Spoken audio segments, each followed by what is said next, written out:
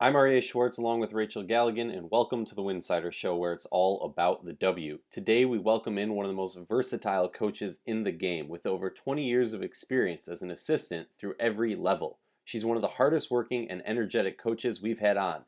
Now she's sliding over to her new role as the head coach of the Indiana Fever. Head coach, Christie Sides.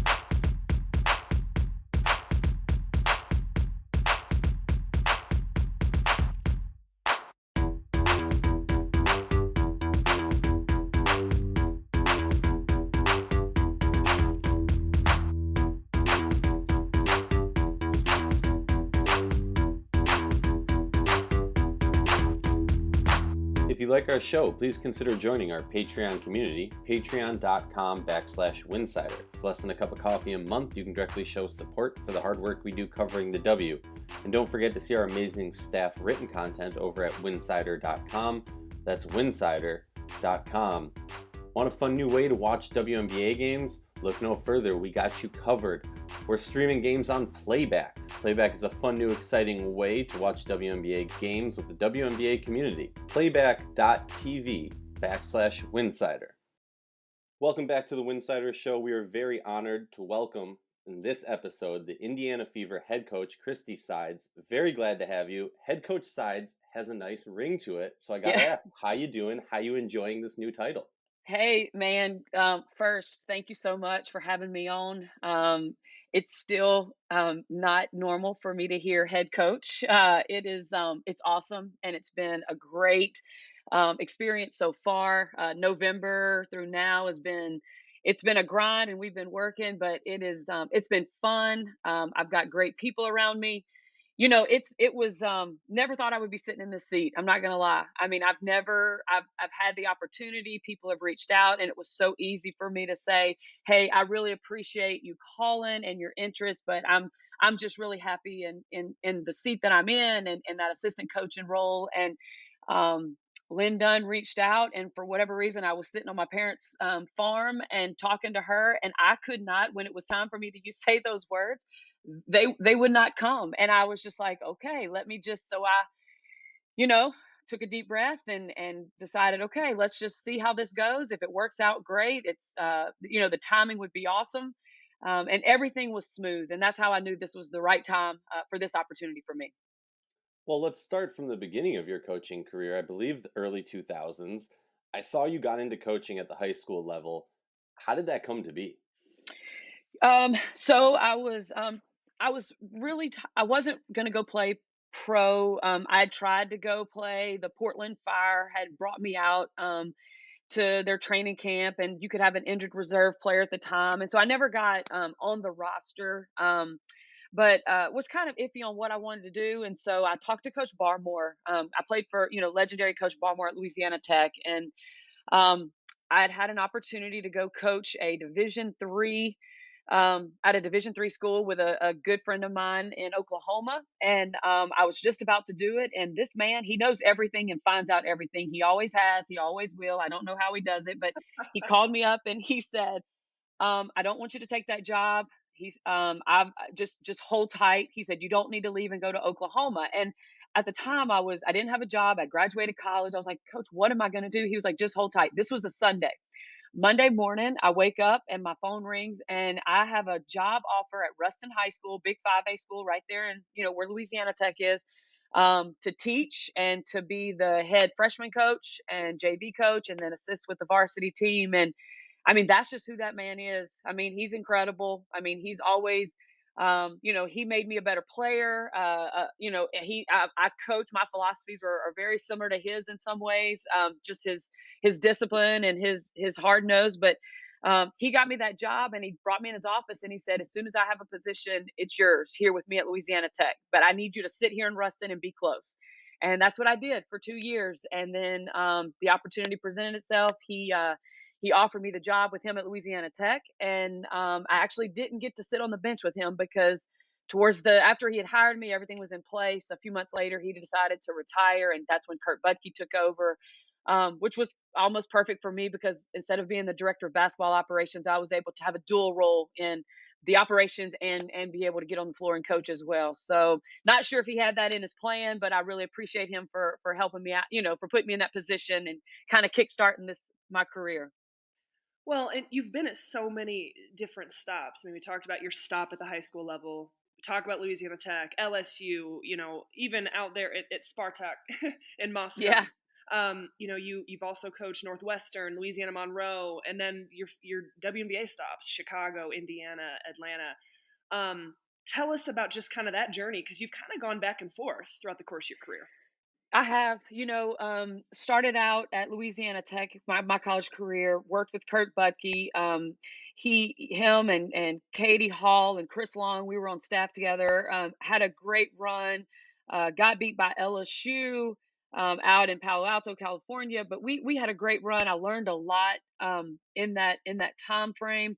And then Pokey Chapman reached out. I was playing golf with the staff, and we had actually been battling a recruit, Kiana Cheney. This is a long time ago, but we were battling Kiana Cheney, LSU and Louisiana Tech, and there should have been no reason that we were in that ball game. LSU had gone to that Final Four, and Coach Gunner, when she stepped down, she told Pokey, she goes, "I don't know who you're planning on hiring, but you need to try to get Christie Sides, because we don't want to be battling Louisiana Tech for these recruits." And so, thank you, Coach Gunner, who is one of my all-time favorite human beings in the whole world. And but she, so Pokey reached out, offered me the job.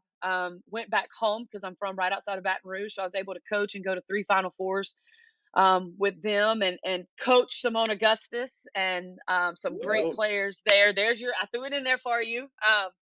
Uh, Great players all around, though. Had several of them there. Sylvia Fowles, my gosh, like we had a great team. And then once I got out of coaching, I kind of, we'd gone to the Final Four every year, and I was trying to figure out my path, and left LSU and went to work with one of the track coaches from LSU who had resigned about the same time I did.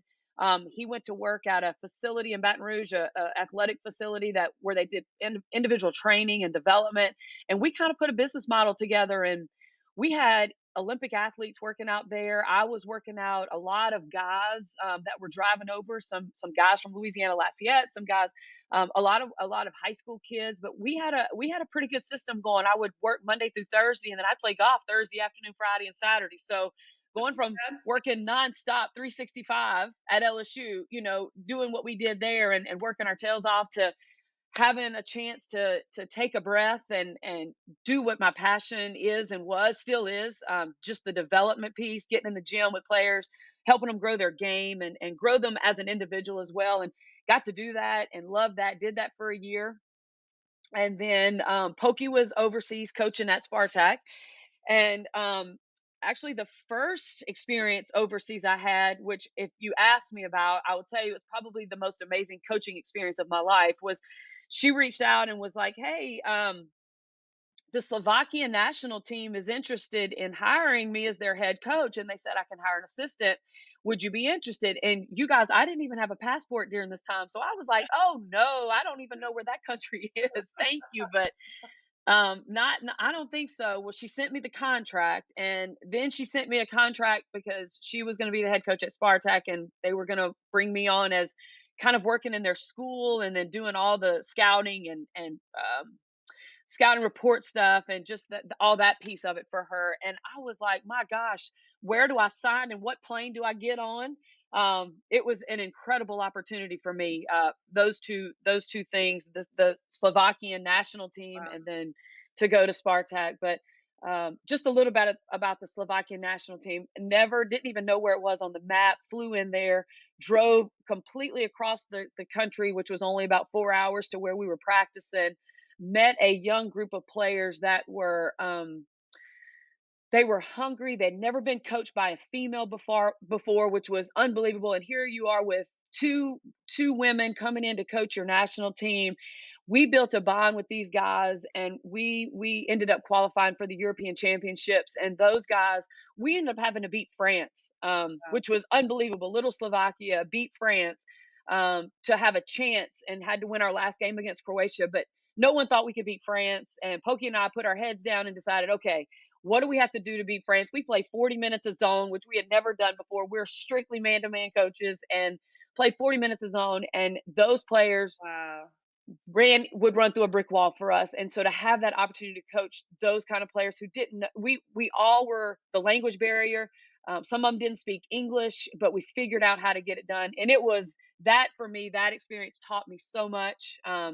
taught them so much, taught those guys, just that there were people that would stand up for you. Pokey did some things that they had never witnessed before, being coached by a female, and it was an incredible experience to be there. And then, my gosh, the story behind Spartak. I mean, everybody's read, what went on there and what happened there, and the championships and the freaking best players in the world to come together and play on one team was awesome. Well, I gotta jump in real quick. I actually work really heavily overseas, and I have coached and worked with a lot of Slovakian players. Actually, been there myself. Not many people have, so I can Yeah, totally relate to what you're talking about. I loved coaching Slovakian players. Like, and the fact that you two were over there, and again, you don't see a lot of women over there coaching. yeah, What yeah. No, what an incredible story, and honestly, something that probably has helped you so much to like the seat you're in now. no question. I mean, we do this. The game of basketball, that's the easy part. The coaching, the X's and O's. I mean, sometimes we try to make it way more difficult than it has to be. But really, when it comes down to it, it is all about the players and you motivating them and helping them to understand what their role is and what they're really good at and letting them do that. And then um, that experience, we had a group of players that we didn't have anybody over about 6'2", but they all bought into their role. And if you've experienced the Slovakian mentality, if they buy into you and they trust you, they will run through a brick wall for you. And that is exactly what happened there. And that's kind of all these places that I've coached. Like when you guys started naming them, I was like, God dang, maybe I am really old. I've been to a lot. I've done a lot of things, but every place I've been, just what I've been able to take from those places and those players and the coaches that were around.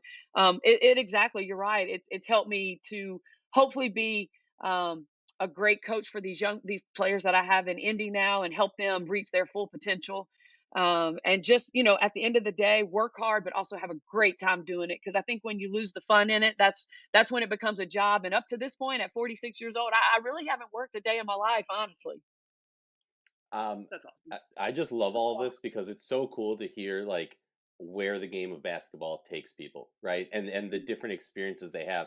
I would kick myself if I didn't, you've touched on Spartak a little bit. It's one of the most legendary overseas teams of all time. I mean, it's a team made for a docu-series. There was that incredible ESPN podcast talking about it, which I think the funniest part to me, obviously, there's some sad aspects of the story, but Yeah. that like the Beyonce ticket concert or Yeah. concert tickets was like part of it. But what happened that, and like just tell us a story. I mean, you can go into more detail. It can be about the game, it can be about life over there. Just I feel like everyone's just itching to know more about Spartak. So if you could share a story, that'd be great. Yeah, it's a cool perspective. We just want to hear a story. Yeah, my gosh, the ones that I can't tell are all coming to mind right now. So let me, because those were pretty exciting. To me, the story to tell is the players. Where do you? And I know that's so boring to you guys because that's the obvious. But my gosh, when I sit back and I start telling people about the team that was put together there, anytime Diana Taurasi is involved in anything, it is a kick in the pants time. I mean, she is. And then she's in her element overseas where she is, living the dream. I mean, her and Shaptai were very close. They were here's a funny story for you. Everybody talks about, it's Shabtai was incredible and did our game and did these players such a huge, huge favor for their futures by what he put into them financially. I mean, he paid the best players in the world to come put their talents on a big stage and win championships, Right. and he demanded that, and that was awesome. But I mean, he took care of them. I mean, he would do things like he would just like if we were going like one time he told Pokey, he said, "Hey," he brought us in. He said, We were going to play in Spain, but he wanted us to take the players early, and he made us promise that we would not practice those players for 2 straight days because he wanted them to go and just have a great time and not worry about basketball. Wow. So he puts us up in the Ritz Carlton, Madrid, which I went to order a sandwich on the menu and it was like $80. Like like it was just unbelievable. But he always made sure that he, he was putting them in a position where they were learning. Like I felt like I was on a history tour. He was always trying to have professors and people from the local universities, whatever city we went to. It wasn't mandatory, but you could go and you could learn about the city we were in with a university professor there to tell you about it. He would put us I went to Red Square and was able to go into rooms that the normal person just can't go into. And I'm a history nerd, so I would make Pokey go on all these tours, and I would literally like put the headsets on and we would be walking around and I'd be just into it, and I'd turn around and look and she'd be sitting down somewhere like watching video or something. Like she could care less about it. But Shabtai one time gave all the players, he would give them some extra money when we would go on trips. And he gave it to me to hold after a game. And now this man was, he had bodyguards with him all the time. He carried a black suitcase. And everybody knew what was in that big black suitcase. And he walked up to me and he said, "Hey, Christy, I need you to do me a favor." And he gives me all this money to give to some of the players so they could spend it on our trip to Madrid. And he said, "Oh, here, you and Pokey can have some money." Now, you guys, I'm in a gym that is surrounded by people everywhere, and everybody's watching Shabtai because he was always the center of attention. And I looked around and I thought, there is no way I'm getting out of this gym alive with this money, with, everybody in the entire gym watching him give me, this money. And so I was a nervous wreck, but that's what he did, man. Like he took care of his people, and he made it like he made it a small little USA for us. I mean, we had so many Americans that were in and around that organization all the time. And he took care of us and made sure everything was it was like Disney World sometimes. I mean, we were eating at the nicest restaurants, and he just took care of us, doing awesome things all around the city. It was just, I never even thought or imagined. I wish I'd have journaled. I really do. Like I wish I'd have journaled because I could write a book about that experience. Unbelievable. All right, let's move on. I could sit here. Can we make this podcast like 3 hours, Aryeh? I got to go play golf, Rachel. I got a few more days left of freedom, and I got to Right. golf. I got a golf time today. Right. Okay, so let's move on. You've been at so many levels. Clearly we've already touched on that. But what is it? I coached college basketball. I coached the high school level. I've never coached professionally. But what is it, in your journey personally, just kind of having all those different lenses and those experiences, what is it that makes you gravitate towards the WNBA?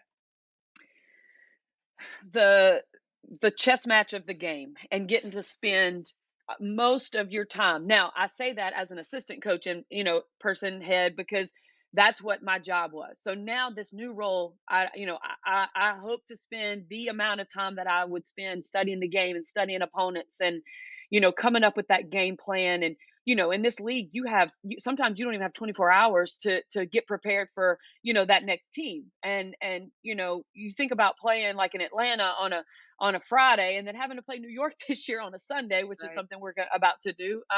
That's tough. It's challenging and it's fun to figure out that piece. But what I took from you can't take away high school and mid-major college coaching experience, because when you coach at those levels, you wear so many different hats. And so when you get to coach at the highest level in the best league in the world, you find a way to appreciate people and that are doing the things that you don't even have to worry about anymore, things that you used to have to do. And so, I think a lot of people want to take that big step. They want to graduate college if they want to get in that coaching career, and they want to jump right to the WBA. And I just think it does you a disservice in the long run when you can't find those experiences. I was bringing kids home. I was washing their uniforms. I was, doing the things that I don't even have to think about anymore. And it just makes you appreciate the game, the all around game and experience more. Going back to college after I left the Chicago Sky, you know, Coach McEwen gave me an opportunity. Northwestern is an incredible place. I thought that was probably my next step. And if I was going to be a head coach, I was going to go back to college and take that route. And he offered me that opportunity and named me the associate head coach. And I don't know if you guys remember or know, but during that season, we lost one of our players, Jordan Hankins. Oh, I sure I do. Yeah. Yeah. And so for me in my coaching career in my life, that was probably the hardest the hardest thing I've ever gone through as a coach or just a person, and it changed me. I was lucky to have some strong people around me that helped us get through that time. But when I tell you it affected me to the point I didn't realize until we were the about to go into the next season, and I could recognize and see things going on with those players that weren't normal. And, people were still fighting um, what we had all gone through. And it was just a really hard situation. And I ended up having to take a step back and left Northwestern at that time in at a really bad time, right before the season started.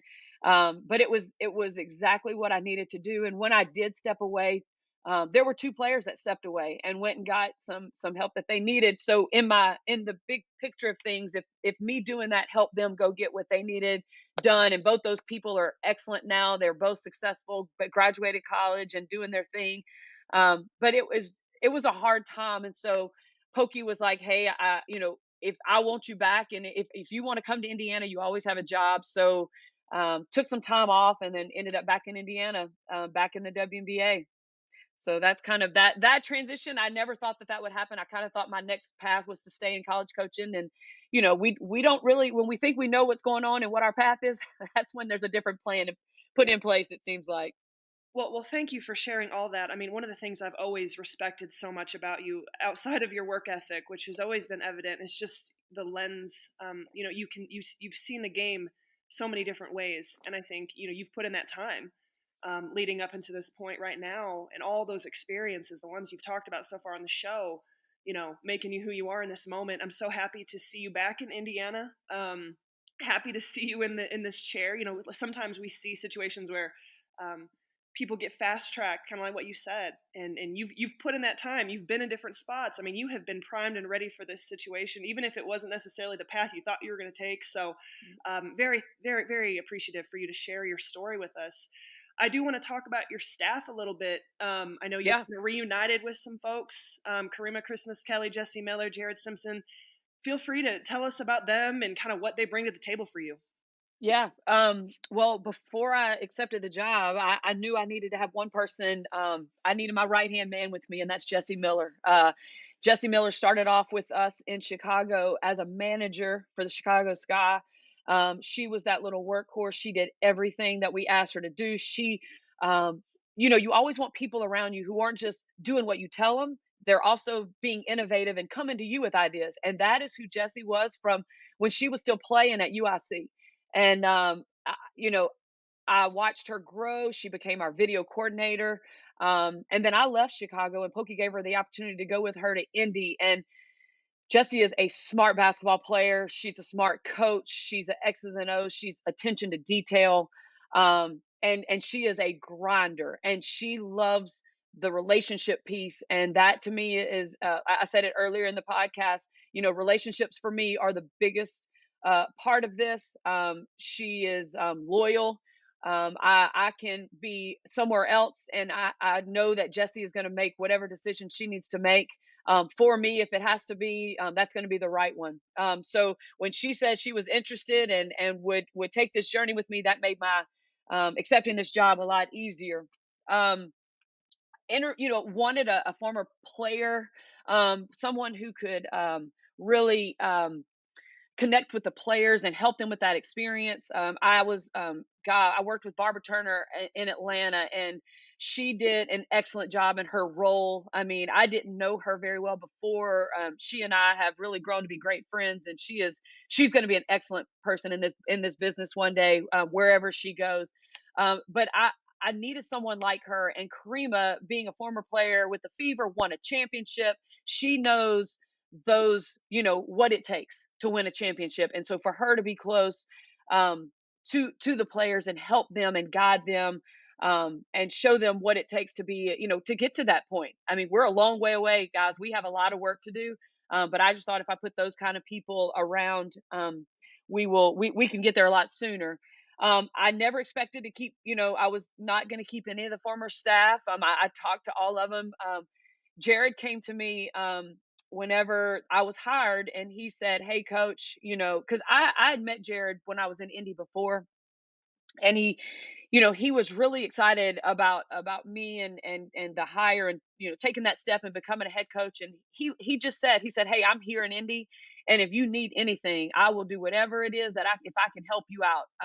I'm not planning on going anywhere. So when he said that, we have a lot of players in market right now, and my coaching staff, myself, we've just kind of been back and forth to Indy. And so Lynn and I talked about it, and we had talked to Jared, and he knew these guys, and so we just said, hey, Jared, would you be interested in just working out the players during this off season, for us while we're not there, and kind of taking that role on, not offering him a job by no means, just for this time being. And I got to know Jared, and sometimes things are just meant to be. And we're all excited for Karima right now. Karima and her husband are expecting their first child, and so Jared kind of fell Awesome. into a position for me where he's going to be able to help when Karima's not able to, be out on the court with us anymore, late in in her pregnancy and towards the end of the season. And he's got the experience. He has the players really, really respect him, and so it was kind of an easy decision at that point,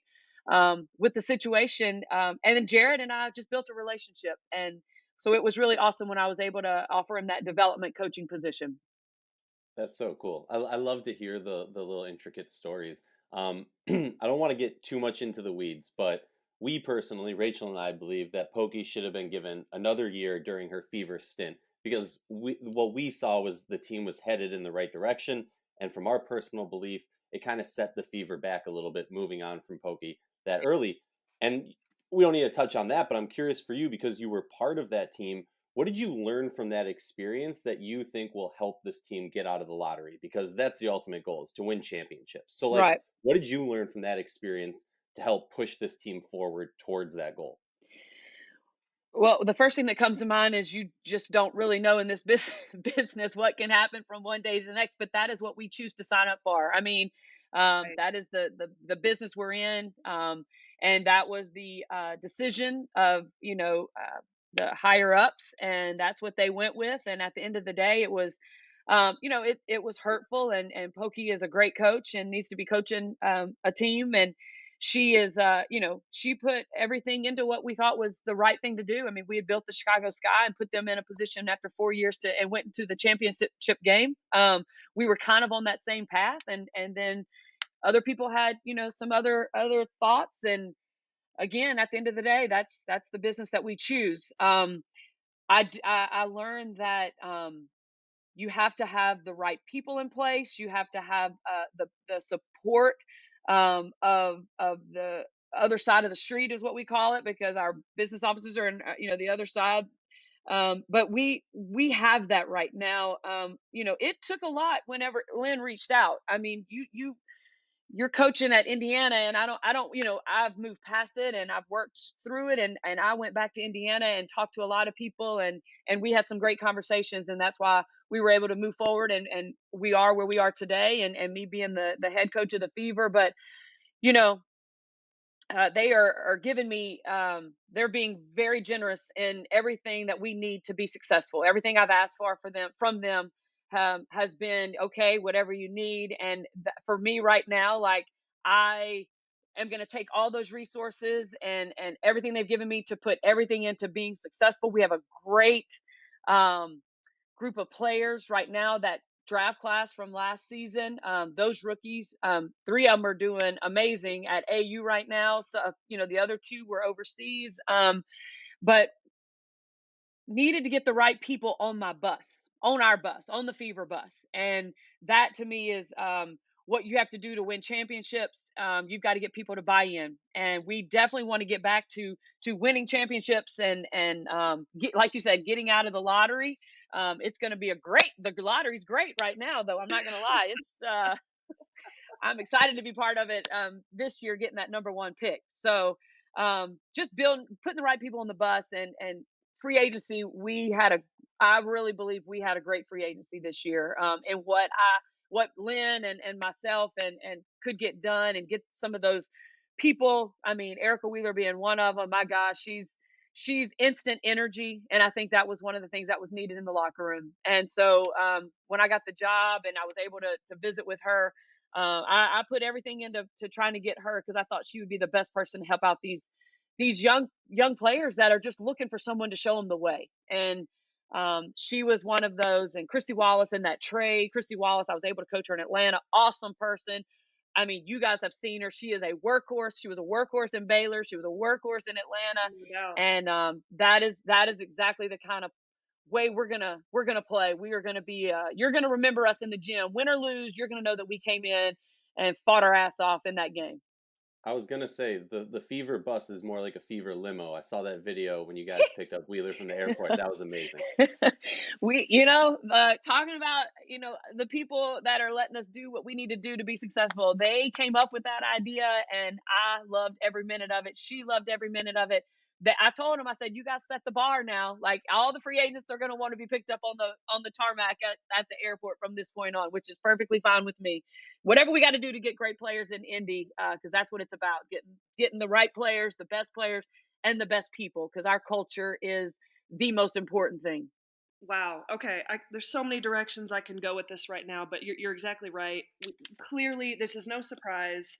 Eyes have been on the Fever for the last several years. Most recently, it has not been the prettiest in the world. I would say last year was extremely encouraging for everyone.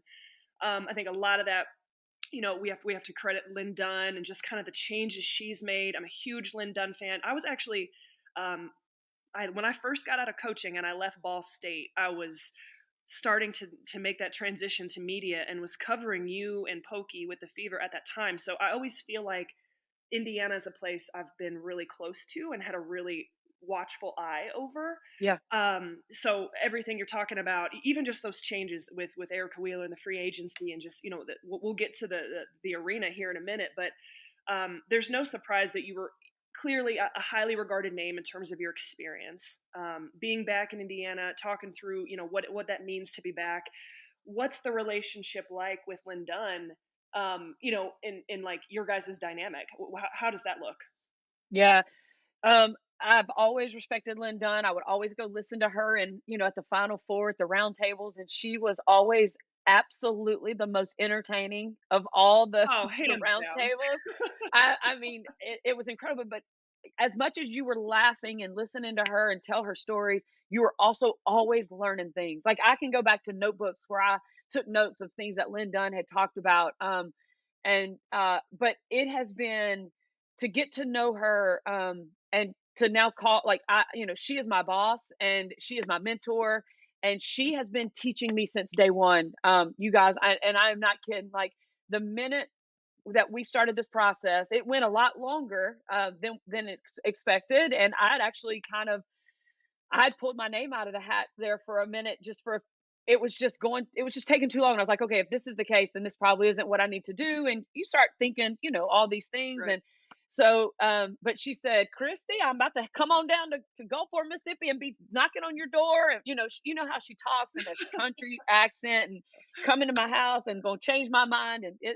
And she did. I mean, she didn't have to get on that plane and come down here, but from that day, I get emails, I get text messages, I get quotes, I get thoughts.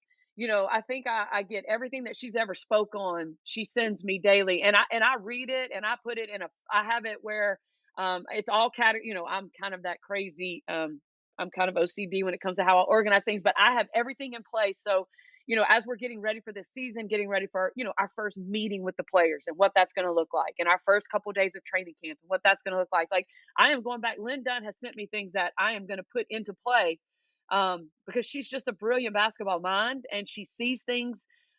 She sees things in people. And she is a tireless workhorse, man. I mean, this woman is up all hours of the night, and she's texting me, and I'm like, do you ever sleep, And she lady? tried Like to retire like 3 times. right.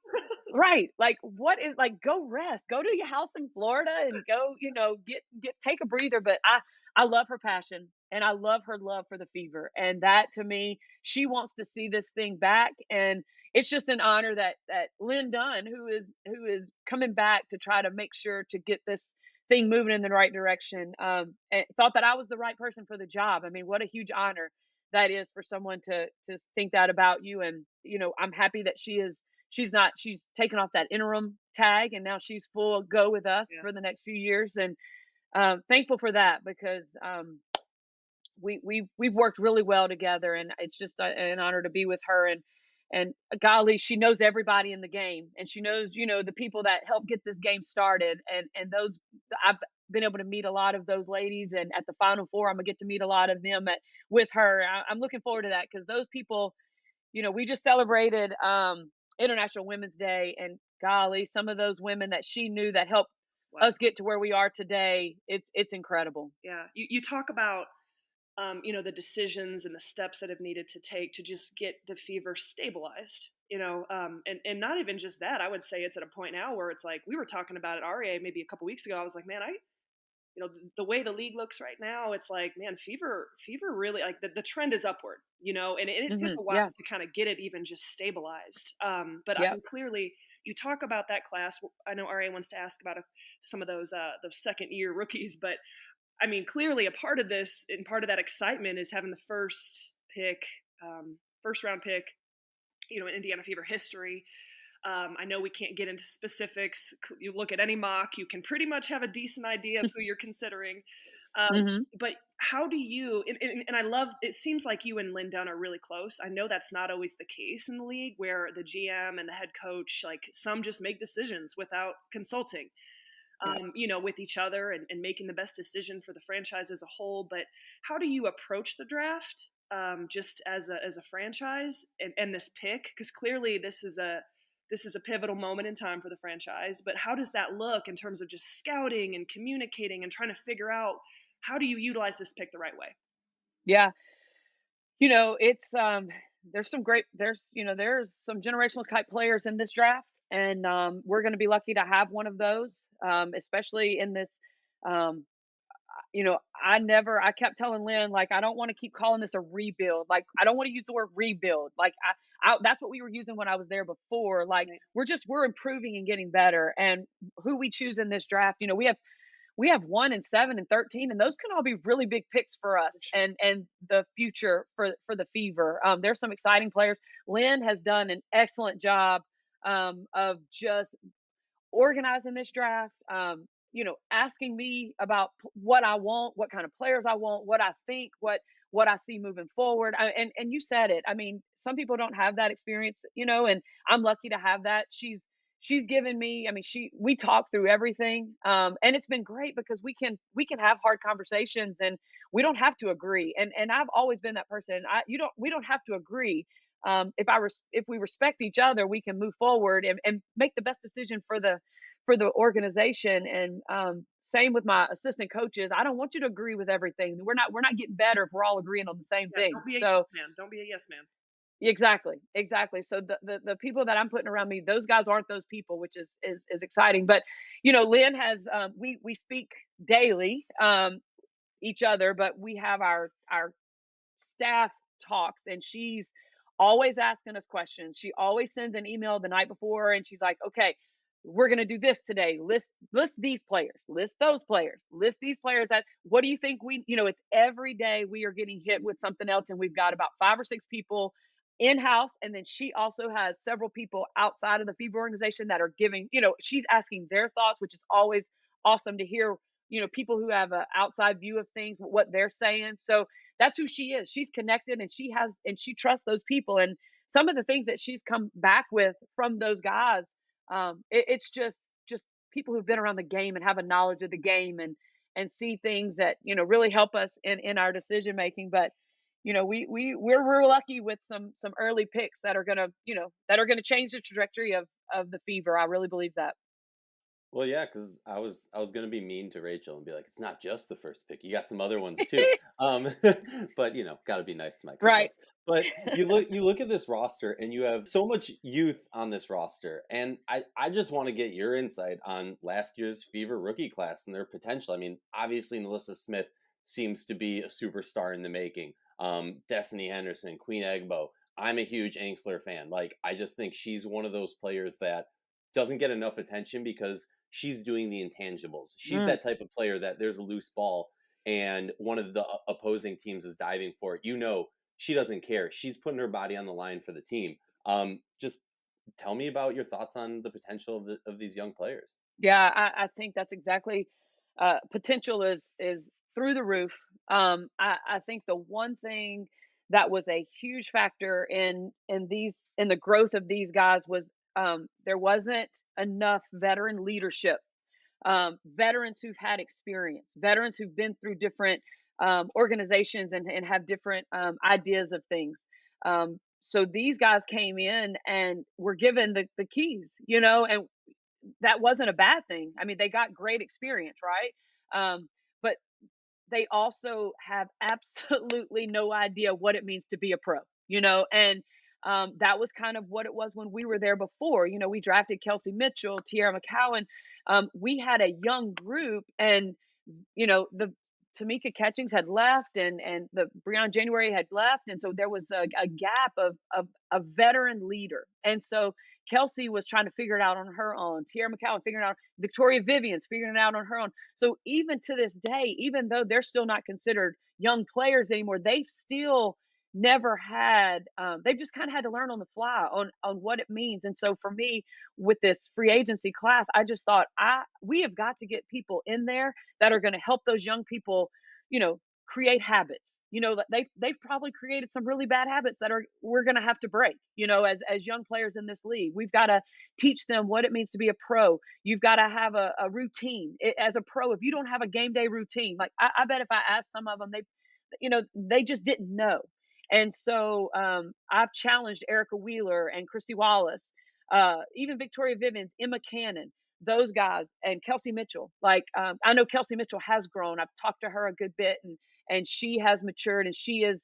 And even at AU right now, she's the head coach of a team. She's the leader of teams, which is I really believe is really helping her. Same for Liz, But these guys need leadership, and they need a head coach that's going to come in and hold them accountable, and a staff that's going to hold them accountable. That's one of the big things. Like my staff is an extension of me, and they have the ability to, if they need to discipline and kick someone out of practice. I mean, that's just that's what they all can do, and it doesn't have to just come from me. And I think that's very important. But we've got a lot of work to do, and we've got to really get in that gym and create great habits. And I keep saying the word culture. Find our team identity, what that's going to look like. I'm a huge believer in letting players decide that with, a head coaching staff that's kind of giving them a great map. And so if they have to buy in, they've got to buy into what they believe in, what we believe in, and it has to come together. And those free agents are going to help us do that. And these young people, they know it's going to be a dogfight at camp. That's all Lynn and I have talked about. It is going to be one of the most competitive training camps. I mean, these guys, with these picks coming in, Yeah. everything is free game. I mean, I've said this to all of them. Like no one's going to be given anything. You haven't, no one's earned anything yet. And in the most respectful way, I need you to come in the best shape of your life and be ready to fight. And that first week of training camp, because we're going to put the right people on that bus. And that is up in the air right now. It's interesting. A lot of people are like, man, I would love to be a fly on the wall in New York Liberty's training camp. And I'm like, listen, I would love to be a fly on the wall, especially when we get to this draft in the Fever's training camp, and how competitive that is going to be. Because isn't that, as like a head coach, ultimately what you want? Like, Oh what a gosh. luxury to have, that type of environment where it's just like gutsy and grinding it out and fighting for your Yeah. jobs. And that's awesome. This is a perfect segue to what I wanted to kind of talk about. And you kind of hit on it. You're now wearing that head coaching cap. That's awesome. What does, and I love that you say you kind of want to make this like a collaborative unit and decide what that identity is going to be. Each team is very different, but what is kind of like basketball philosophically, what does a Christie Sides coach team look like? We're going to be the hardest working practice team in the league. We're going to fight for 40 minutes. We're going to get up and we're going to play some unbelievable defense. We're going to play smart defense. We're going to make you work for everything that you get off us. And as you can hear in my, like, defensively is my defense is my passion, and I will believe that as many people try to say, offense, 100%. You got to put the ball in the hole. That's what wins games. I get that, but you're going to have those off nights offensively. You will never have an off night defensively, and that is what we're going to hang our hat on. I want to be a top 5, 6 defensive team in the league. That's going to be where we start.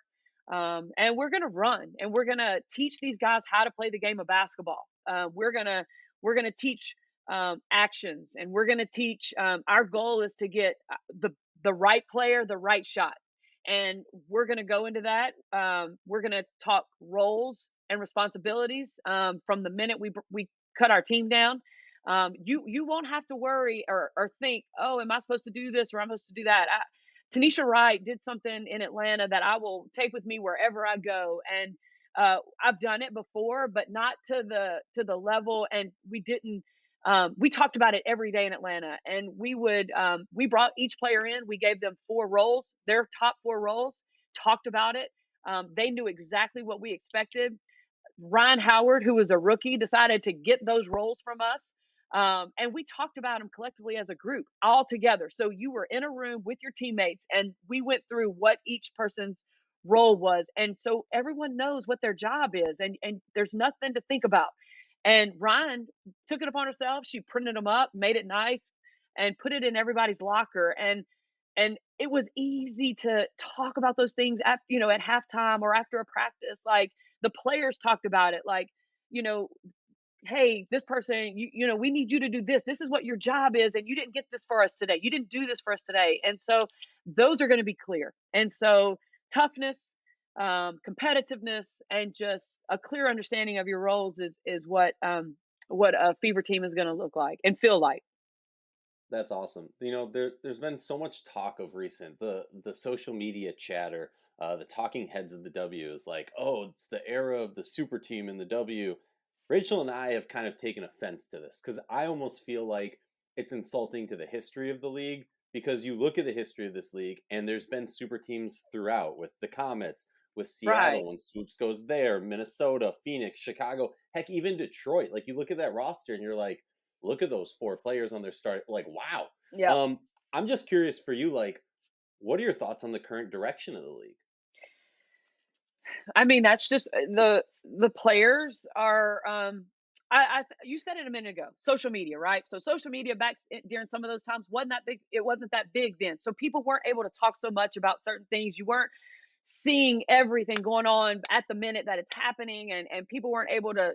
You just weren't reading so much if you weren't more invested or involved in the sport. And so now it's just what people are seeing, and 100% agree with you. This is not anything new, and the players are wanting to win championships. There are players that are finishing up late in their career, and they want to end on a good note, and their contracts have put them in position where they're able to do that. So look, I just think you have to get on board with what is and has been going on, and build relationships and put yourself in a position where you have a chance to get those kind of players. There were some free agents out there this year that I couldn't, even though I drafted Courtney Vandersloot um and coached her, and I even jokingly reached out because but I wasn't going to get Courtney Vandersloot. She's got something else in mind, and Right. and so you have to build relationships with these players and build something incredible that they want to come be a part of. So hopefully in the years to come, Lynn and I'll be sitting there, visiting those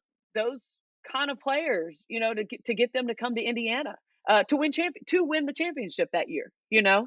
Yeah. I mean, obviously, the foundation is laid and the steps are being taken. Early phases, but there's so many aspects of this too. It's almost like recruiting. You've got to build something that's attractive. The stuff you did with Erica Wheeler, which was so cool. I mean, that just went. I mean, it was really cool to see just the production of that and the time and the energy that was put into making her feel special. I think a huge part of that. I mean, let's talk about. I think at my time it was called Manker's Life, but now it's called Yeah. Cambridge. Wasn't there just a massive renovation? And what's that like now? World class facility, man. I mean, this place is incredible. I mean, it has to be one of the top. I mean, in the arenas I've been in, it has to be in that top group, no question. I mean, they literally took the practice court that we used to practice in, which used to be the Pacers practice court, and they lifted. Okay, I'm a basketball coach, so some of these things just I have a hard time wrapping my head around. But they lifted that basketball court up and made it because it was this huge ceiling, and then they built all new facilities underneath our locker rooms under our practice court now, our new training room, our new weight room. So when I was coming back with Atlanta to go play the Fever this year, I went to where there was a door that used to let you in, and there was a brick wall there now. So I was like, what in the world? But it is amazing, the facilities, the resources we have now. Like I will and you say recruiting coordinators, what I have felt like over these last few months during free agency. That's exactly what it was. But what we have now to offer facility wise, we're back at Gamebridge full time now. I will bring anybody into our facilities and put them up against anybody's right now and show them what we have to offer. Huge for free agency, all the renovations, and these guys are it's a world class uh, facility. I mean, that's exactly what it is. And the Pacer Sports and Entertainment are they're unbelievable owners. They're unbelievable. They've done great things there from top to bottom. At the end of the day, what is really awesome about Pacer Sports and Entertainment is the people that work there. There's people that have worked there for 40 years. So it's just like a people's place. The people are friendly. Everybody pulls for everybody. Mad Ants, Pacers, Fever, Pacer Gaming. I mean, it's awesome. Everybody's on the same page. All right. Well, I normally take at least a couple trips back to my Indiana roots a couple times a year. So I definitely make one this summer and come check it out and see. When I was there last year, I wasn't able to. So yeah, I gotta check out Gamebridge and see what y'all are working with. Maybe catch a game. But okay, final segment. It's kind of our rapid fire. We just got a few. Would you rather pick one or two? I'll let Aryeh jump into it. Okay. Would you rather get a steal or hit a three? Hit a three. Would you rather be at the mountain or the beach? The mountain. A home win or an away win? Away win. Win the Commissioner's Cup or a regular season fever record? Right? Holy cow. A fever record, like more wins than before, or like, shooting like anything, shooting percentage, most three, like anything. oh, It's regular season. It's regular season. yeah. No, I'd win the championship. I'd win the cup. Okay. All right. 10 seconds left. You're down by 2. Do you go for the tie or the win? Depends, I know, but you just gotta pick one. Yeah, I want the win, baby. I'm going for the win. Love it. Last one: league expansion or roster expansion? League expansion. Awesome. Coach, we are so appreciative of your time. I know we could sit here and talk forever. We'll let you go golf now. Head coach, yes, ma'am. Christie Sides, Indiana Fever. I like that ring. Again, head coach. We are so thrilled for you and in the direction this franchise is going. Super special to my heart, just personally. So best of luck this season. Hopefully we can have you back on the show soon. I would love that. Hey guys, just a quick appreciation for you guys. You guys do so much for our league. I mean, and we couldn't do this without you. You are passionate about what you do, and that is so freaking awesome. So just thank you guys for everything. Thank you, Coach. That means a lot. You have a great rest of your day, all right? And y'all too. Get some birdies. That would be a great day for sure. All right. Have a good one, guys. Have a good one.